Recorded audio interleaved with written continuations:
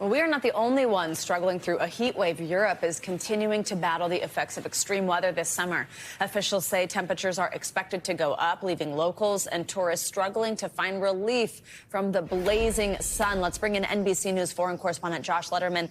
He is in Greece for more on this. He's somewhere outside of Athens, which is where we have been seeing these wildfires. Josh, good morning. So I know that these have slowly been contained since yesterday, but new outbreaks are still possible. Give us the latest here. What are you seeing and hearing on the ground in terms of these fires?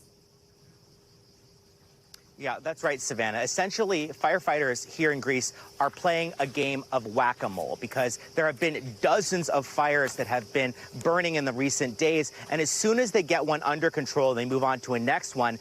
The heat picks up, or the wind picks up even more problematically. And all of a sudden, an area that had been previously burned is suddenly once again in flames. Just behind me, it looks pretty calm right now, but this area right over here, about half an hour ago, there were flames leaping up from the tops of the trees. And then we've seen every 5 minutes or so helicopters coming, dumping water on top of the trees. They've seemed to have been able to contain this fire for now and have moved on to some of the other dozens of fires raging. But we've also been driving around this region and seeing the wreckage from all of these fires resulting from this extreme heat. Burnt out homes, a completely charred chemical factory, as well as the remnants of cars and motorcycles that now look like they've gone through a barbecue. It is just a dystopian expanse of burnt trees, so little left in some of these areas, and so much more fear for additional destruction as these fires just keep popping up.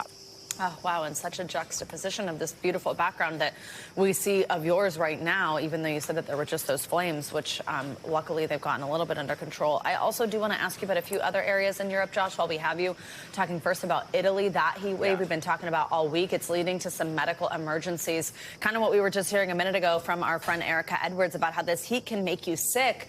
Tell us where and who is being hit the hardest in Italy.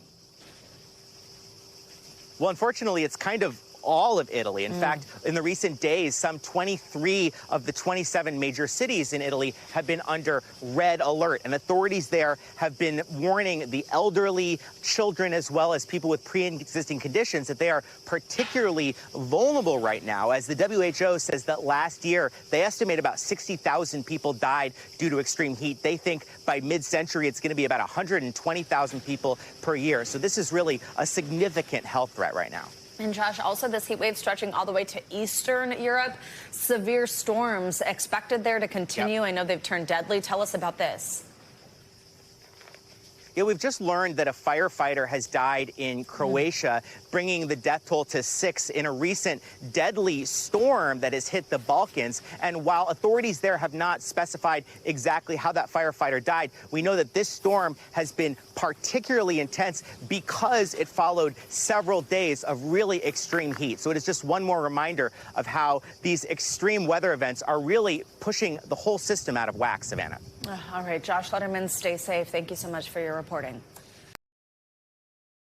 Thanks for watching our YouTube channel. Follow today's top stories and breaking news by downloading the NBC News app.